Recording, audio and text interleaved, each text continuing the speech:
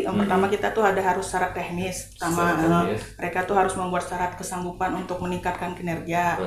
Kalau BLUD ini lebih kepada pengelolaan keuangannya, sedangkan akreditasi itu lebih kepada pelayanan secara keseluruhan. Seperti itu ya Bu ya.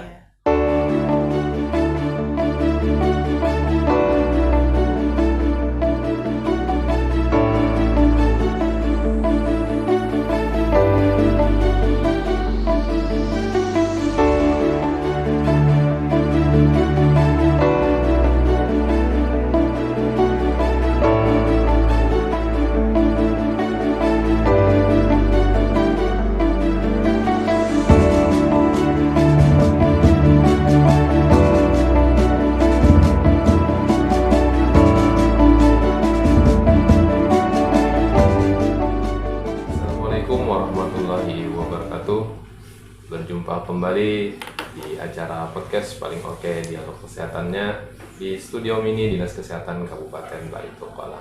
Sebagaimana biasa di setiap perjumpaan kita menghadirkan narasumber atau guest bintang tamu yang berkompeten di bidangnya, dan pada hari ini juga kita kedatangan tamu yang juga nantinya kita akan berinteraksi membahas terkait dengan tema yang akan kita bincangkan pada hari ini.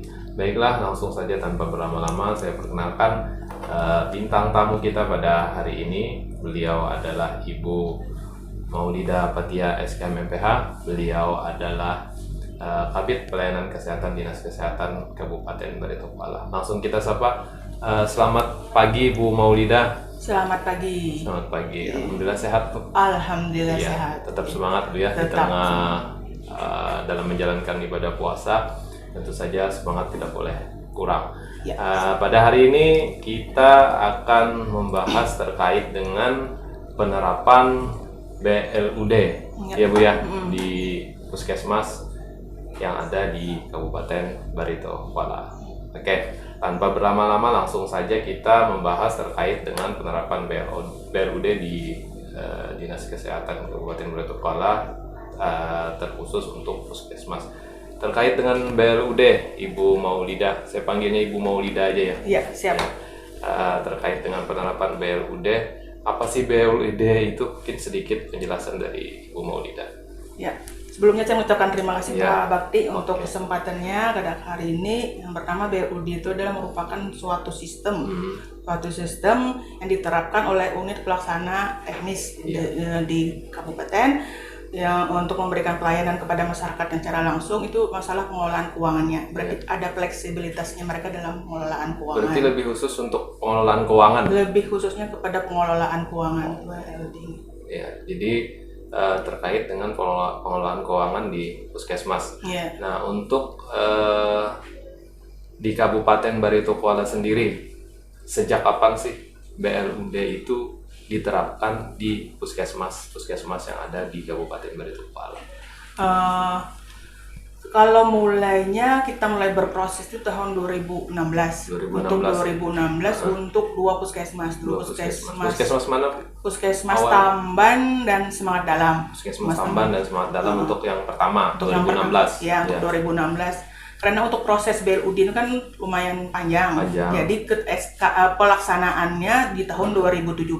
Berarti 2016 mulai, habis itu 2017 baru pelaksanaan. 2016 memulai karena kan untuk BLUD ini kan banyak harus proses yang dilakukan untuk puskesmas. Dan itu baru keluar SK. Jadi kita bisa melaksanakannya di 2017 misalnya. Kemudian pertanyaan selanjutnya Ibu Maulida terkait penerapan BLUD di puskesmas tadi. Pada 2016 itu awalnya ada 2 ya.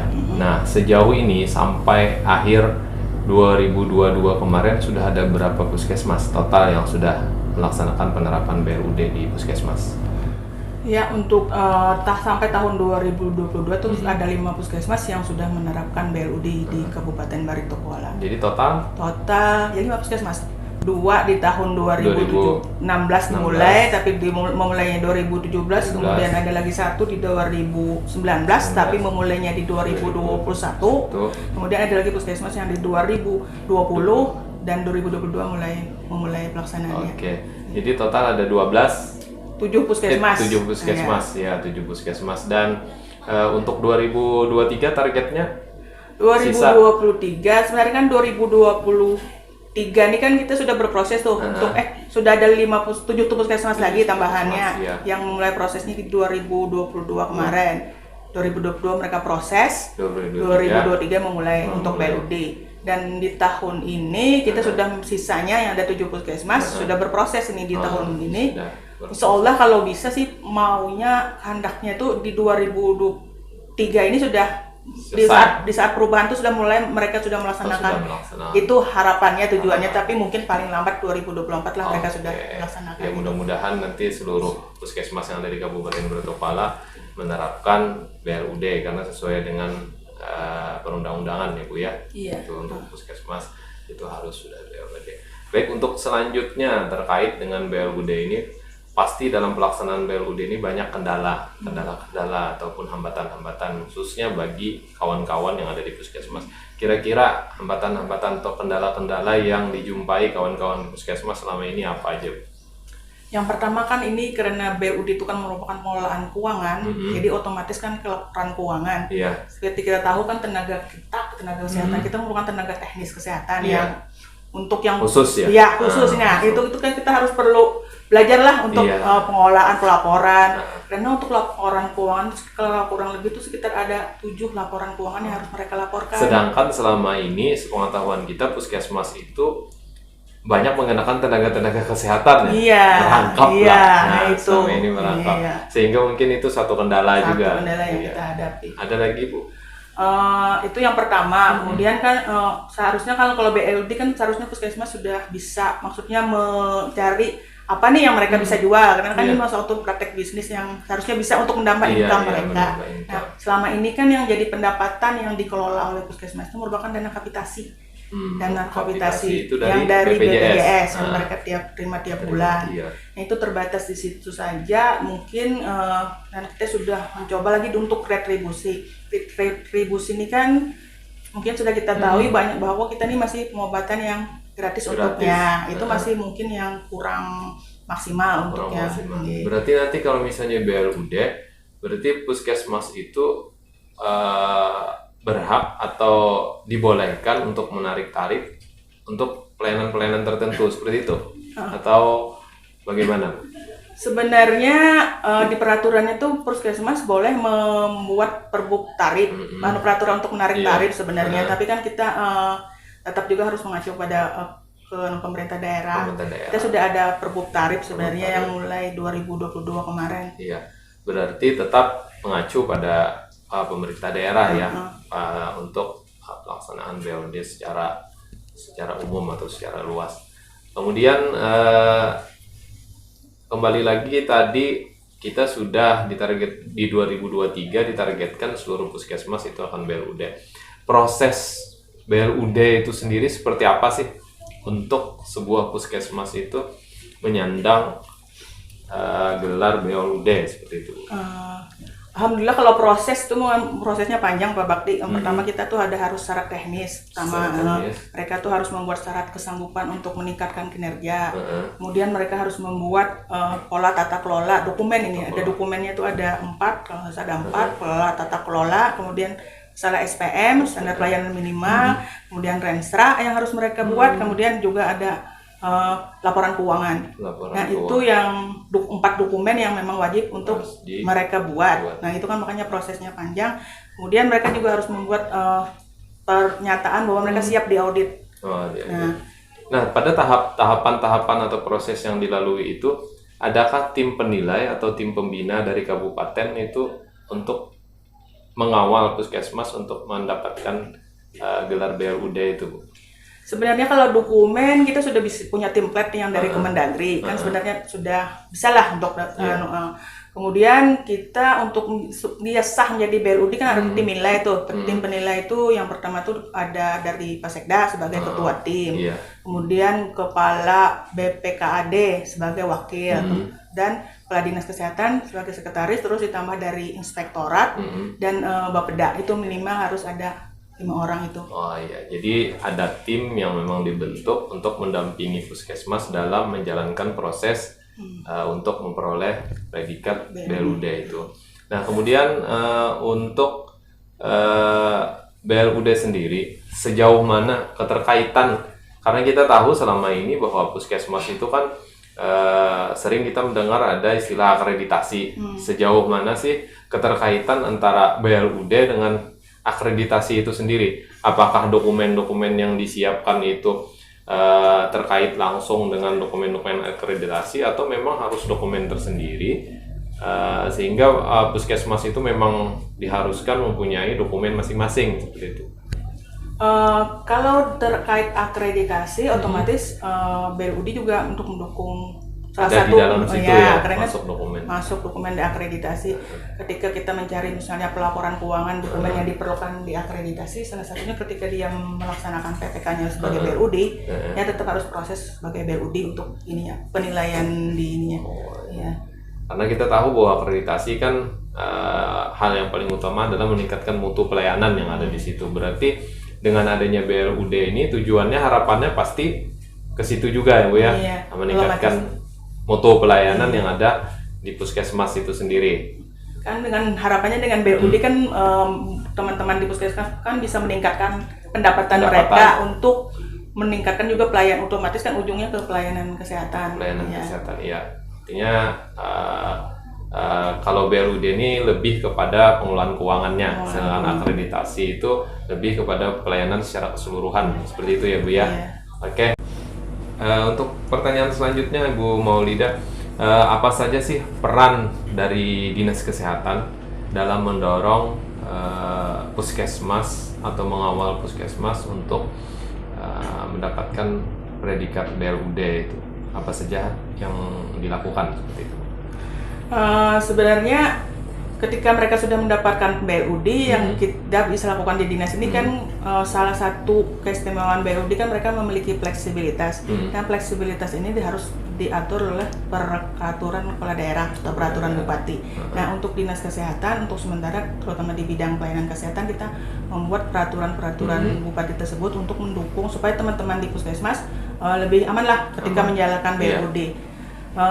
Seperti sudah dijelaskan tadi kan bahwa salah satu keistimewaan BLUD itu kan karena dari fleksibilitasnya teman-teman, misalnya mereka bisa merekrut sumber daya manusia. Kalau sekarang kan kita karena ada Permenpan itu kan tidak diperbolehkan. Nah, ketika dengan dana BLUD mereka bisa, tapi itu juga harus diatur dengan perkada. Maksudnya ketika perkada itu tidak ada, mereka tidak diperbolehkan. Peraturan kepala daerah. Sampai saat ini kita sudah memiliki beberapa peraturan kepala daerah atau peraturan bupati yang antara lain peraturan tentang SILPA, sistem sisa dari anggaran. Sisa anggaran yang 2000 misalnya tahun kemarin, nah ada peraturannya. Kemudian kita punya peraturan tentang remunerasi. Kalau puskesmas non BLUD kan mereka ada pembagian jasa kapitasi dari BPJS. Nah untuk yang BLUD itu adalah remunerasi untuk pembagian jasanya.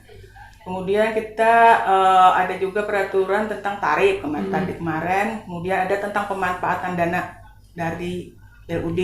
Misalnya kalau di kapitasi itu kan ada sekitar 70 untuk jasa pelayanan, 30% untuk operasional. Nah untuk di BLUD ini kita 60-40 untuk jasa pelayanan, 40% untuk operasional.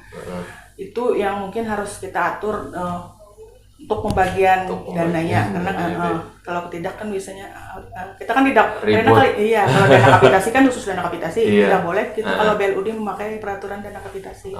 Berarti ada peraturan tersendiri yang dipakai untuk BLUD. Berarti bisa ditarik kesimpulan bahwa semakin hebat atau semakin bisa suatu puskesmas itu mengelola keuangannya, maka mungkin di akhir tahun income atau pemasukan baik itu bagi puskesmas dan juga bagi karyawan itu mungkin akan semakin besar juga Bu ya, karena itu tadi harapannya seperti itu. Harapannya semakin besar income-nya juga berefek kepada pelayanan, berefek pada mutu pelayanan yang dihasilkan. Nah itu tadi. Untuk selanjutnya mungkin karena keterbatasan waktu kita, Padahal banyak yang ingin kita bicarakan terkait BLUD lagi, cuma karena terbatas waktu, kami mohon kepada Ibu Maulida untuk closing statement terkait dengan BLUD di Puskesmas. Singkat, padat, silakan. Terima kasih Pak Bakti. Harapannya di tahun 2023 ini kita sudah semua puskesmas melaksanakan BLUD. Dengan dilaksanakannya BLUD, makin meningkatkan pelayanan kesehatannya kepada masyarakat. Itu aja. Kesimpulannya kita dengarkan bersama tadi bahwa harapannya dengan adanya BLUD tentunya selain menambah pemasukan income bagi puskesmas terkait, juga yang paling penting adalah meningkatkan mutu pelayanan yang ada di puskesmas. Nah, itu harapan dengan adanya BLUD di puskesmas. Selain itu juga yang gencar juga dilakukan oleh puskesmas pada beberapa tahun sebelumnya adalah terkait akreditasi juga Bu ya, karena akreditasi ini juga tidak lain dan tidak bukan adalah dalam rangka untuk meningkatkan mutu pelayanan yang diberikan oleh puskesmas kepada masyarakat. Kita terasa sudah hampir kurang lebih 15 menit perbincangan kita pada hari ini, dan sekali lagi kami ucapkan terima kasih kepada Ibu Maulida yang sudah berkenan hadir di studio mini kita pada hari ini, dan tetap semangat. Walaupun dalam kondisi puasa, untuk senantiasa kita bekerja dan mudah-mudahan mendapatkan berkah dari Allah Subhanahu wa taala. Amin. Dan kami sampaikan Bu bahwa di setiap perjumpaan atau episode kita podcast kita disponsori oleh Kotego. Jadi kami serahkan voucher makan dari Kotego kepada guest atau bintang tamu yang berhadir pada hari ini. Kapan menggunakannya?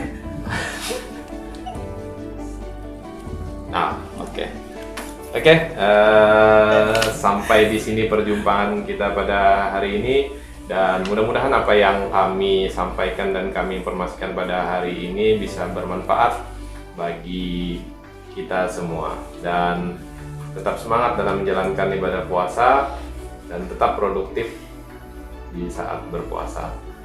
Salam hangat dari kami. Sampai di sini perjumpaan kita pada hari ini. Assalamualaikum warahmatullahi wabarakatuh. Salam sehat dimulai dari